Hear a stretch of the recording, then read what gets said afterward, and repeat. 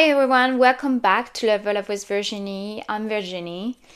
Today we're going deeper into the Self-Worth Reset series, and we are diving into a topic that sits at the center of everything else we will explore: the difference between performing and feeling worthy.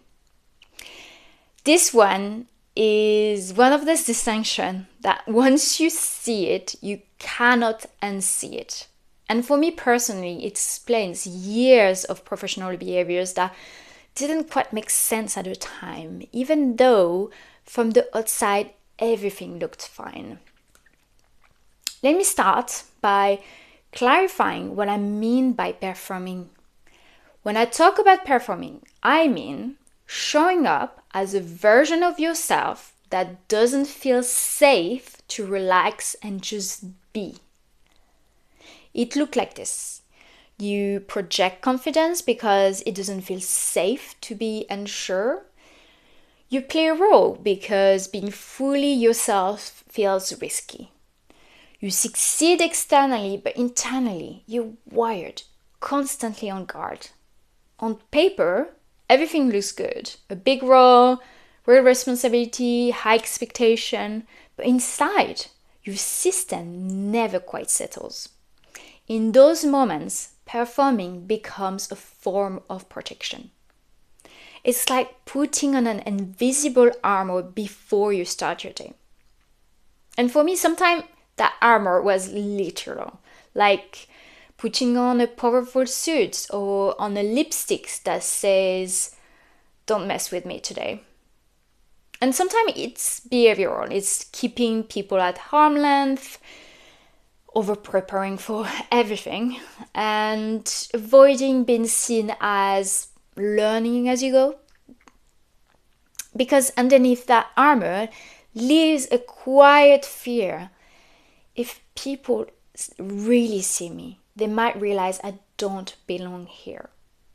And this isn't a skill issue. It's not a competence issue. It's based on a moment where self-worth took a hit.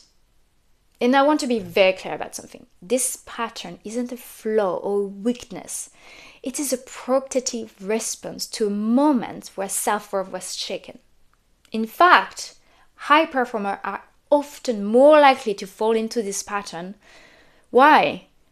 Because high performers don't just do their job, they invest in them.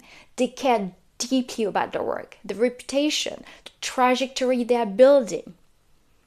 So when a professional experience doesn't work out the way you wanted, a role that backfired, a missed promotion that shook your confidence, a moment when trust was broken, your systems remembers. So even when you move forward with your life, part of you stays in protection mode.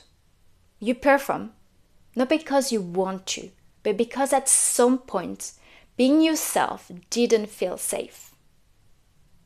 This is often labeled as imposter syndrome, but I want to go one layer deeper here. What is really happening is that your sense of worth is no longer fully grounded internally. You don't quite trust yourself to be seen learning or make mistakes without tying them to your value or legitimacy, or take up space without constantly justifying it. And when self-worth feels conditional, performance becomes the strategy. Now let me show you what the opposite state looks like. Imagine this instead. Okay, you step into a new role, a new challenge. The stakes are high. Some things are obviously unfamiliar. But internally, your foundation is solid.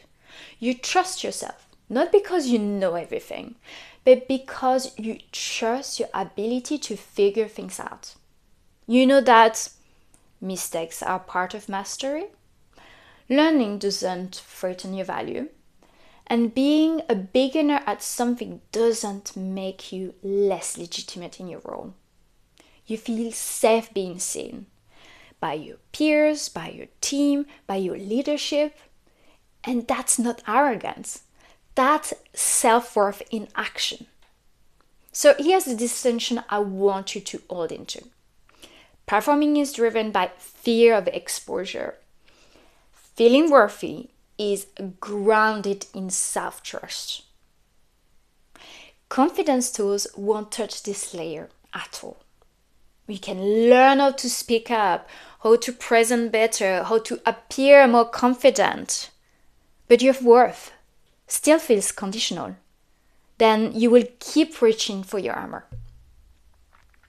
This is exactly why I created the self-worth reset.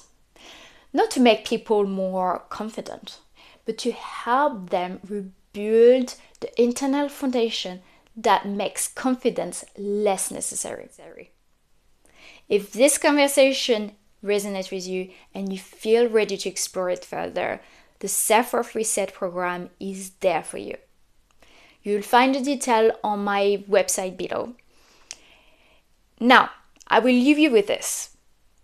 It is okay to be a beginner again at any stage of your career. You don't need to perform your way through growth. And you're allowed to feel safe as you expand. And if you've been wearing an armor for a long time, there's nothing wrong with you. At some point, it served a purpose.